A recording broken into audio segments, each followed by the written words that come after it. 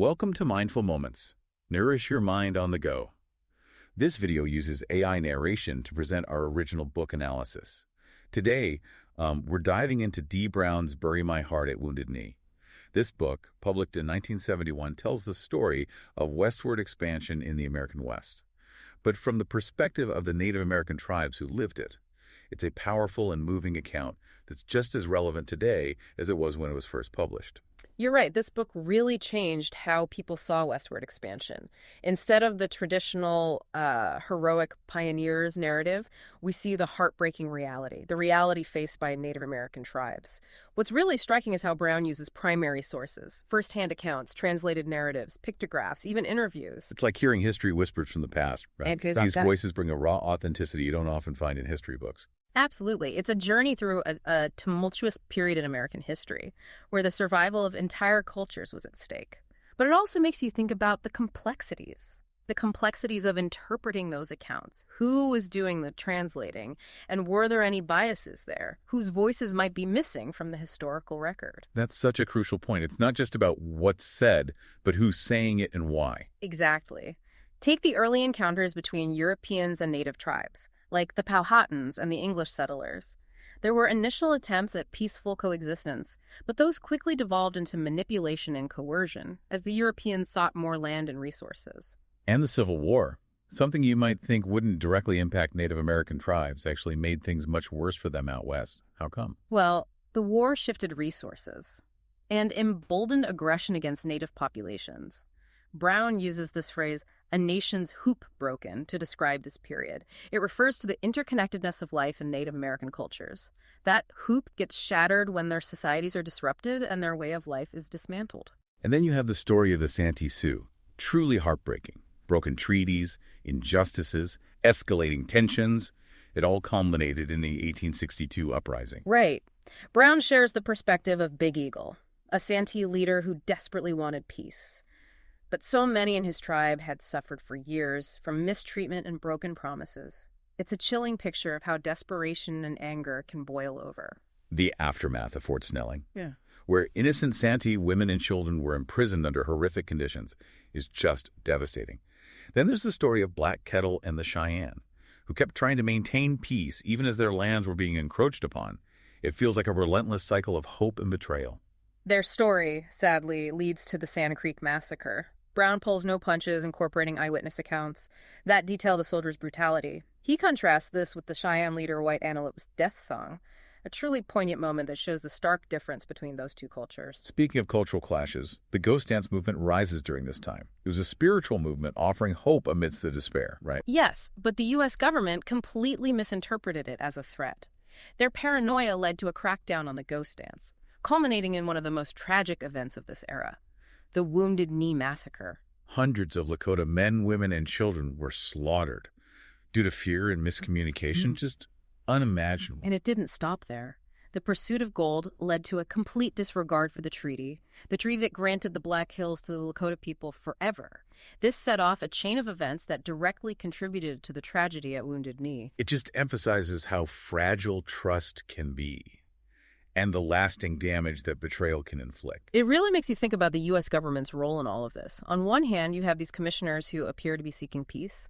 On the other, you have the military relentlessly pursuing peaceful tribes, like the Nez Perce, who were just trying to escape to safety. Their story is one of remarkable resilience.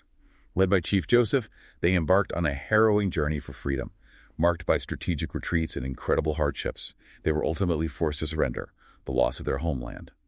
A truly heartbreaking end to their flight.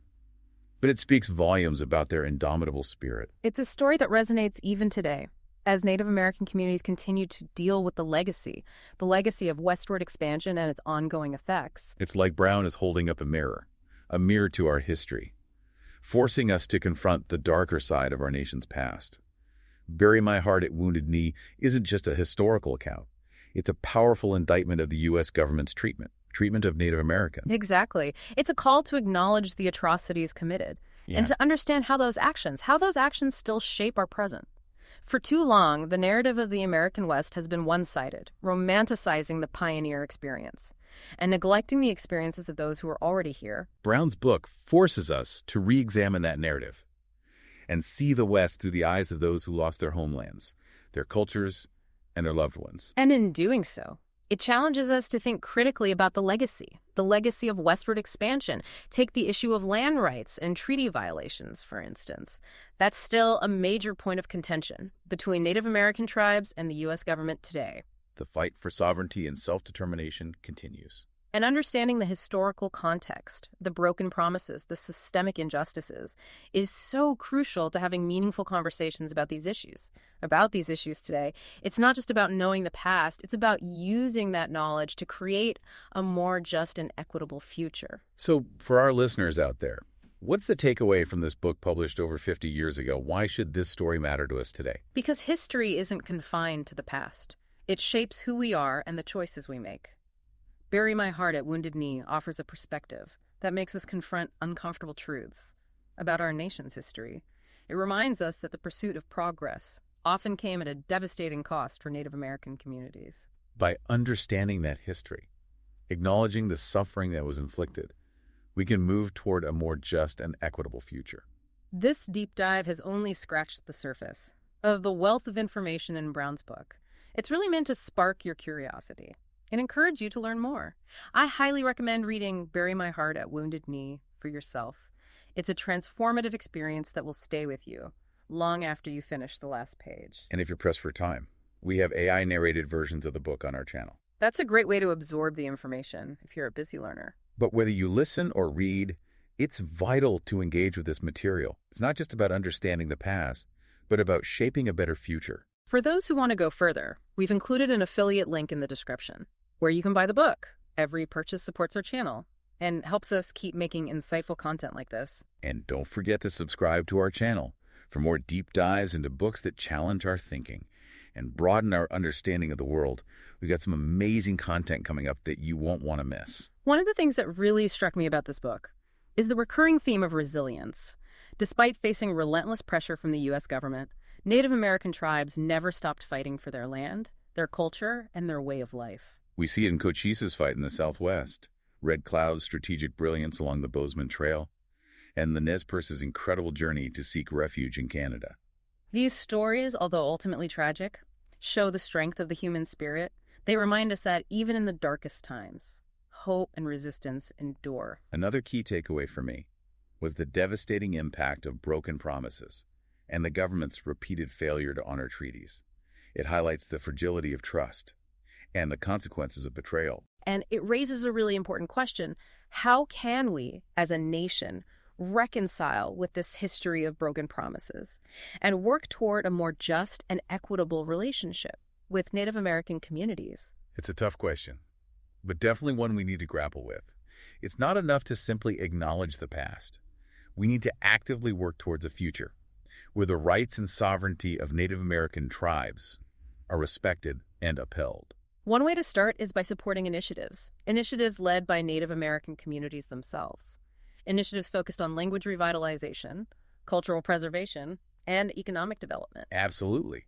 We can also educate ourselves about the history of our local areas, learning about the tribes who lived here before colonization and the impact of westward expansion on their communities. By listening to the voices of Native Americans, both past and present, we can gain a much deeper understanding of this complex history and work towards a future where all voices are heard and valued. So as we wrap up our deep dive into Bury My Heart at Wounded Knee, I want to leave you with this thought. What if the perspectives and stories shared in this book were woven into our understanding of the American West? What if our children grew up learning about the experiences of Native Americans alongside the stories of pioneers and cowboys? How would that change our national narrative? How would it change our understanding of ourselves and our place in this land? It's a powerful question, and one I hope our listeners will continue to ponder. Understanding the past isn't just about acquiring knowledge. It's about empowering ourselves to create a more just and equitable future. Thanks for joining us on this deep dive. If this story resonated with you, we encourage you to pick up a copy of Bury My Heart at Wounded Knee. You can find an affiliate link in the description. Every purchase helps support our channel. And be sure to subscribe for more insightful explorations of books that challenge our thinking and expand our understanding of the world.